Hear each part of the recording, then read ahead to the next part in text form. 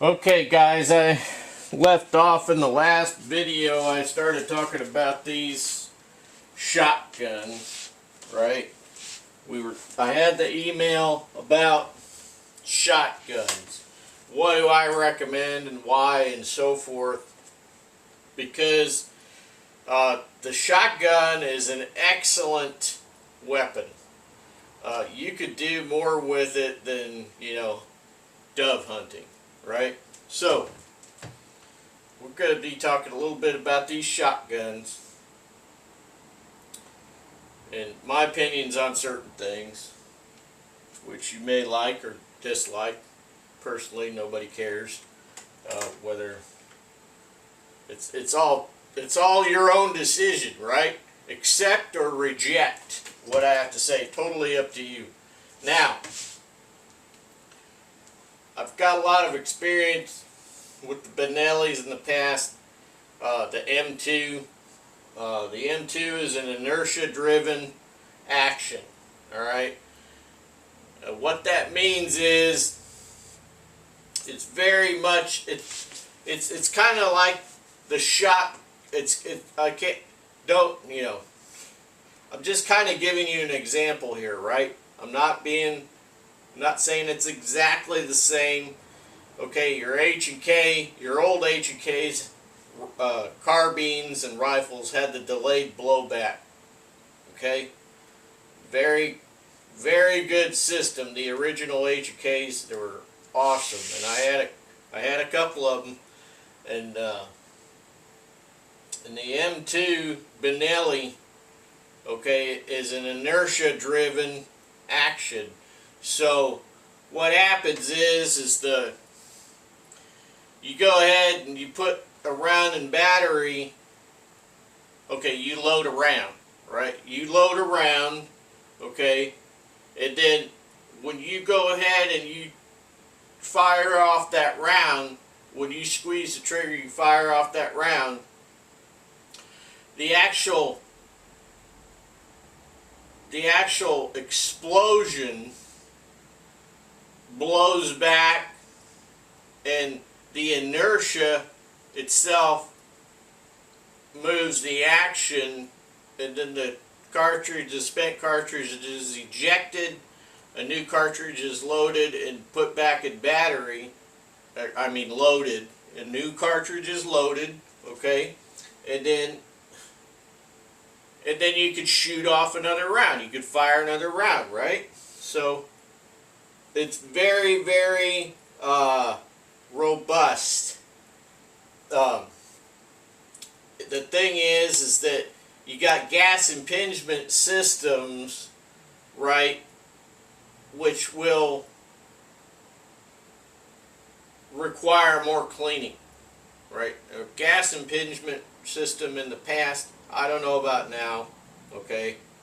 So if I'm out of date, forgive me.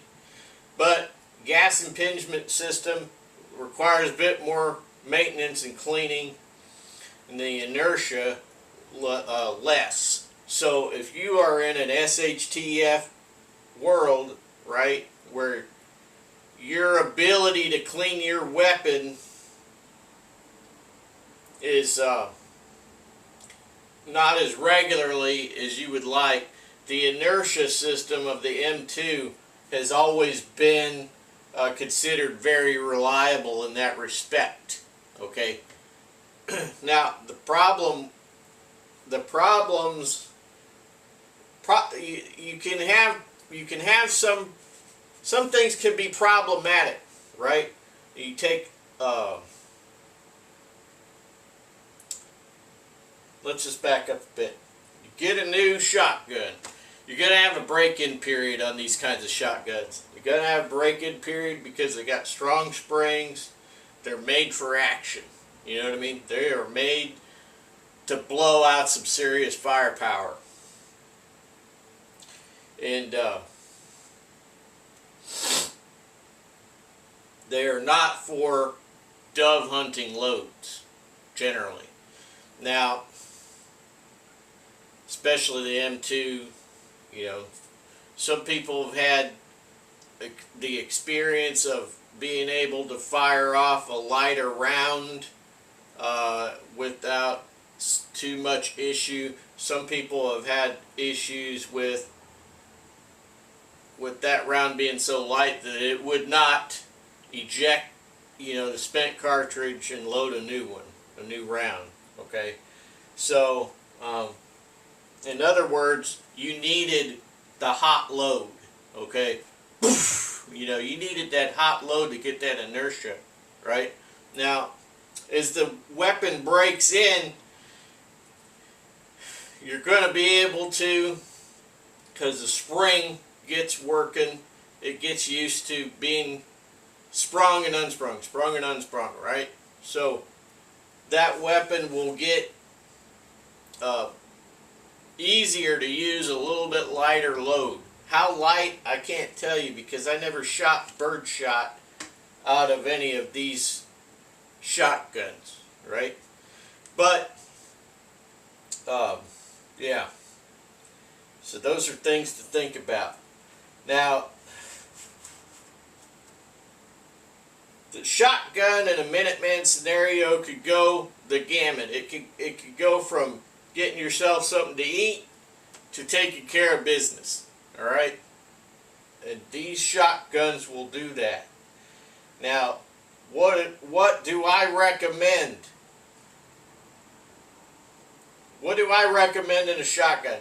You have a lot of clones, okay, to the Benelli, okay, but as I said before, would you rather have a clone, or would you rather have the real deal, right? You know the quality of the real thing. You know the battle tested,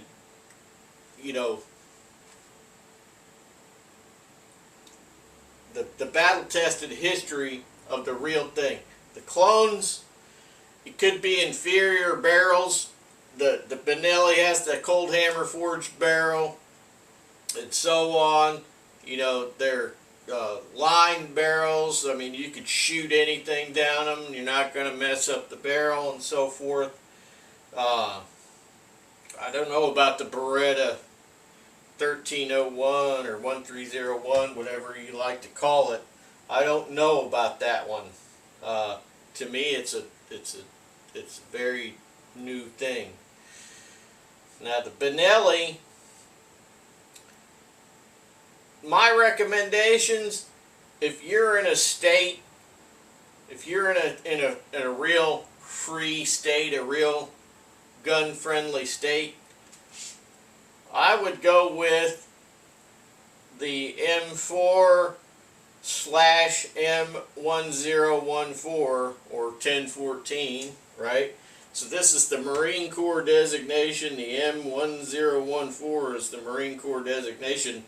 If they demill it for the civilian market, which is stupid, but they demill it when they import them for the civilian market, because all they do is they make it, I think, 5+1 or something like that on the tube, and the military one is 7+1. But the Beretta comes straight with 7+1. So, I mean, come on, guys. I mean, we need to get rid of these stupid regulations, right? I mean, actually, there should be no regulations on arms. None. There should be none. Because the Second Amendment says that you have a right to keep and bear arms. And that does not have stipulations. You have an inalienable right to keep and bear arms. And it doesn't have any stipulations to that. None. So, yeah. So I would recommend the Benelli. Have a close look at the new Beretta. I think that there is a second evolution of that. The Franchi is Franchi Spaz 12 that's going to be harder to get, and it's also, Anyway, would not look at the Franchi, but it's totally up to you. But what else with the Benelli? The Benelli M2 tactical. Look at that. Benelli Supernova tactical pump. Look at that. Benelli Nova. Now the Benelli Nova is more like your just regular pump 12 gauge shotgun. Okay, pretty doggone affordable for the average guy, but it's still a Benelli. Okay, and you think that this is just a name? It ain't just a name. There's a reason why Benelli is the top dog when it comes to shotguns. Has been the top dog for decades. Okay, there's a reason for that. Some of you guys messing around these Mossbergs and Remingtons, if that's what you can afford, go for it. I mean, they have some models that have been around for years, and they have been used in both military and law enforcement, both. So I'm not going to say rule those out. It's your decision. Over here, this is where I would be gravitating to. I definitely would not be gravitating to the clones. Okay. Now people will say, well, I've got a clone and it works just as good as blah blah blah. Do you own a Benelli to compare it to? Have any of these clones seen major action, 20, 30, 40,000 rounds through them with no issues? You see what I'm saying here, guys? When we're talking about the Minuteman scenario, we're talking about a scenario where guerrilla warfare could go on for a few years without interruption. Okay, that's what we're looking at when we talk about an oppressive government or an oppressive invading force. We are looking at several years, right? So you got to be able to have a weapon that can handle being used constantly for several years, and not necessarily the cleanest all the time, and so on. You know, I'm not saying don't clean your weapon, because you should always take care of your tools, because your tools take care of you, right? That's what you should be thinking about.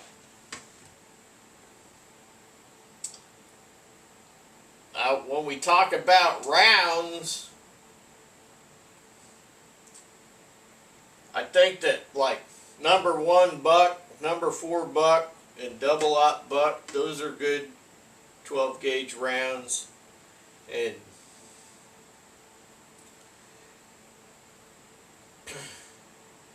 slugs, rifled slugs do spin. They don't spin fast, but they do spin, and they do keep a you know, instead of just tumbling and lobbing a chunk of lead out there, they do keep a more straighter trajectory than just a basic slug. You know, I believe that those are called Foster slugs, if I remember correctly. I mean, my brain matter is, you know, I've got some old gray matter here, so, yeah. Yep.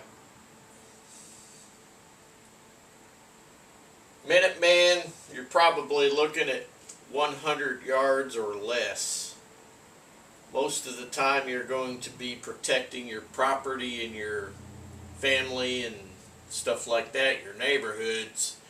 If you're all banded together, you got a group of guys that are, you know, neighborhood watch, so to speak, right? But armed, take care of business for your community or yourselves or what have you.